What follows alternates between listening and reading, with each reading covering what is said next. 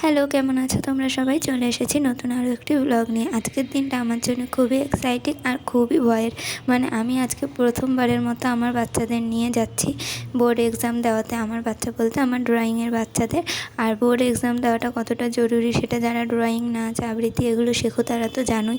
কারণ যেরকম মাধ্যমিক, উচ্চ মাধ্যমিক আমরা দিই, সেরকমই এটা বোর্ডের আন্ডারে একটা পরীক্ষা হয়। নাচ গান যাই শেখো না কেন তাতেও তোমাকে পরীক্ষাটা দিতে হবে। আর পরীক্ষাটা দেওয়া না দেওয়া তোমার নিজের উপর, কিন্তু দিলে তুমি একটা সার্টিফিকেট পাবে, প্রমাণ যে তুমি শিখেছো। এই এক্সামগুলো, কম্পিটিশানগুলো কতটা জরুরি একটা বাচ্চার জন্য সেটা তো জানোই, যে সে গেলে সে কতটা সাহস পায় নিজে থেকে। যেটুকু করুক, ফার্স্ট সেকেন্ড থার্ড হতে হবে বা ভালো করতে হবে তার কোনো মানে নেই। গিয়ে যে বসছে একা একা করার সাহস দেখাচ্ছে, সেটাই অনেক। কারণ যারা যাচ্ছে তারা খুবই ছোট। দুজনকে তো দেখতেই পাচ্ছে, একদম বাচ্চা বাচ্চা। আর দুটো না হয় একটু বড়, কিন্তু তবুও সেই তুলনায় সবাই ছোট। আর এই স্কুলটাতেই হবে বোর্ড এক্সাম। তো আমি ঢুকে গেলাম। পাকু তো প্রথমে ভয়ই পাচ্ছিলাম যে আরে ঢোক, কিছু হবে না। আর ওকে আমি বলছিলাম ভালো করে যদি না করিস। পাকু আসলে করে ভালো, আঁকাও ভালো করে, রঙও ভালো করে, কিন্তু বিষয়টা হলো এদিক ওদিক তাকিয়ে বসে থাকে। তাই আমি ভয় পাচ্ছিলাম যে ও আঁকবে তো না, হাঁ করে বসে থাকবে। আর যাই হোক, চলে এলাম ভিতরে। দেখতেই পাচ্ছ অনেক বাচ্চারা বসে আছে, আরও অনেক বাচ্চারা পরে আসবে। আর এটা কিন্তু বোর্ডেরই এক্সাম, বোর্ড থেকেই সিলেবাস সব কিছু ঠিক করে দেওয়া হয়। আগে থেকে ফর্ম ফিল আপ করে জমা দিতে হয়, অ্যাডমিট কার্ড আসে, তারপর একটা ডেট ঠিক করা হয় এক্সামের জন্য। আর আমি সত্যিই খুব নার্ভাস ছিলাম যে ওরা কীরকম কী করবে আর কতটা কী গার্ড দেবে, আমার ভিতরে থাকতে দেবে কি দেবে না।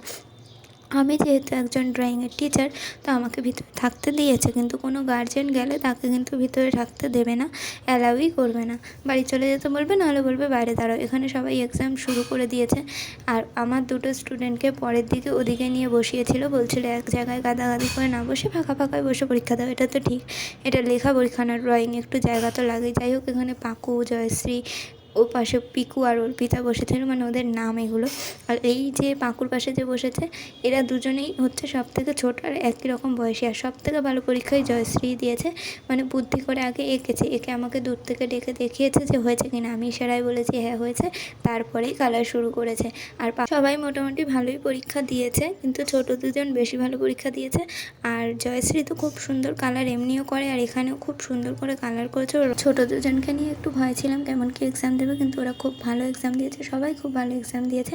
আর এক্সামের শেষে আমি সবাইকে কিছু খাবার আর একটু গিফট দিয়েছিলাম, যাতে বাচ্চা মানুষ, যাতে ওরা আনন্দ পায় আর সাহসও বাড়ে, ওদের ভালোও লাগবে যে একটা গিফট পেলাম ড্রয়িংয়ের এক্সাম দিয়ে। তো সেই কারণে আমি আমার সামর্থ্য মতো কিছু দেওয়ার চেষ্টা করেছি। খুব বেশি কিছু হয়তো করতে পারিনি, কিন্তু যতটা আমার পক্ষে সম্ভব আমি ওদের জন্য করেছি।